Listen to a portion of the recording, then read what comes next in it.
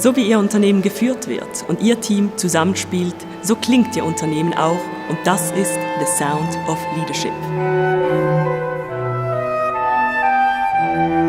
Als Musikerin und Unternehmerin lernte ich zu verstehen, wie viel Management und Leadership in einem Kammerensemble steckt. The Sound of Leadership eröffnet Managern Einblicke, wie Musiker im Team zusammenarbeiten, wie geführt wird und welche Prozesse zur Höchstleistung motivieren.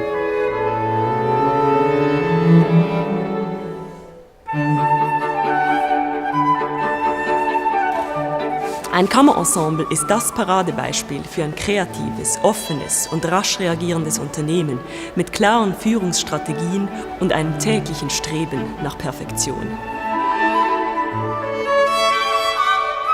Auf der Bühne sind wir alle extrem exponiert und für eine Top-Leistung im Konzert aufeinander angewiesen. Nur mit einer gemeinsamen Vision, gegenseitigem Zuhören und aufeinander eingehen, kann unsere Performance überzeugen. Doch wie überzeuge ich meine Mitspieler von meiner Vision? Wie viel Führung gebe ich ab? Wem vertraue ich?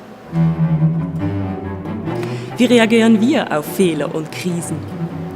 Das Spannungsfeld zwischen Solist und Begleitung, zwischen Leadership und Teamplayer gilt es zu managen.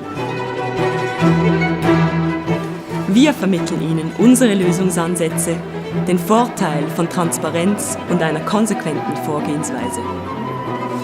Genießen Sie Musik, Emotionen und unsere Leidenschaft hautnah. Lassen auch Sie und Ihr Team sich inspirieren von einem facettenreichen Einblick in den Klang von Führung in The Sound of Leadership.